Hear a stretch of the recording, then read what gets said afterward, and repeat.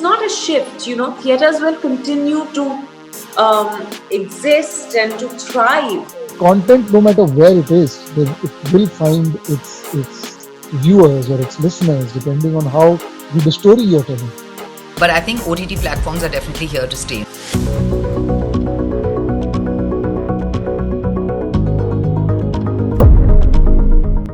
As novel coronavirus stepped its foot in China's Wuhan and slowly made its way to the rest of the world and the country, government imposed a complete lockdown for safety. Movie theatres were shut down, shoots were cancelled, and amid all this, OTT platforms emerged as the new hero for the entertainment industry. OTT platforms or over-the-top media service is a streaming media service offered directly to viewers via the internet. India currently has 95 OTT platforms across video, music, podcast and audio streaming category. According to Red Seer, the online content consumption in India grew 35% in April 2020 compared to January 2020. Movies which earlier released in movie theatres first and then made its way to OTT platforms also changed its course during the pandemic.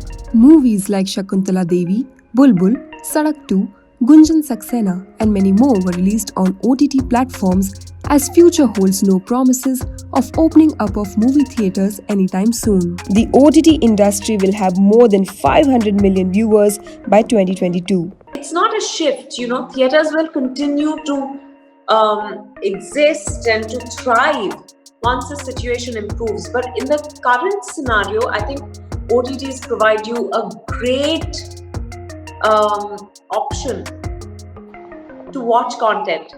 But on a regular basis also, even though we go to the theatre, we consume so much content on OTT platforms because it offers you wide variety.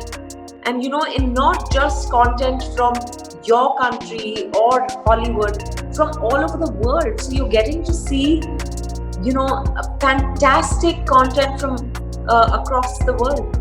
OTT has also blurred the line of differentiation between a Bollywood star and a TV actor. Does it mean movie theatres will have to make a strong comeback? When cinema just came out and people thought that nobody will actually go to the theatre and watch live performances, well, the industry is absolutely thriving world over. Similarly, when television came about, in the 80s there was a big scare that television would take over and cinema would stop. Well, cinema has outlasted and is only growing many folds. Similarly, OTT will develop as cinema is developing, as television is developing. Content, no matter where it is, it will find its viewers or its listeners depending on how good the story you're telling. The pandemic has been a catalyst in the growth of OTT, which has helped add more subscribers to its base. Amazon Prime and Netflix witnessed 67% and 65% surge in subscriptions, respectively, during the lockdown period.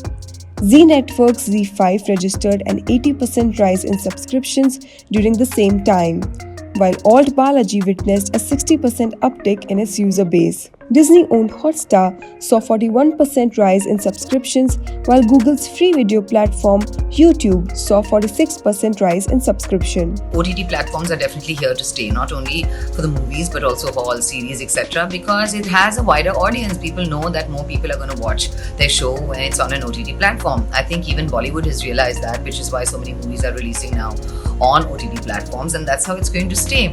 After all, people, just want to spend, the least amount of money and get a subscription to a channel and watch so many more things as opposed to spending the same amount of money and buying just one ticket for one movie. Movie theatres have not done a single rupee business in the last 5 months. If not for OTT platforms, one of the worst impacted entertainment and media sector would have seen a tragic time. According to Global Web Index report, India's streaming market is one of the biggest and fastest growing in the world, with biggies like Voot, Alt Balaji, ZEE5 and MX Player. The country's video market is valued at over $700 million and is expected to grow to $2.4 billion by 2023, with the OTT industry projected to have the highest growth. An individual in India on an average spends 70 minutes a day watching content on these platforms, which has increased in the wake of COVID-19. That's not all. OTT is expected to grow at 22% a year to reach Rs 12,000 crore in the next 4 years. The homebound audience is looking for quality content, and OTT platforms provide them with the same from all around the world at a cost of 1 or maybe 2 movie tickets. The battle between various entertainment platforms will go on, but the winner has always been and will always be content.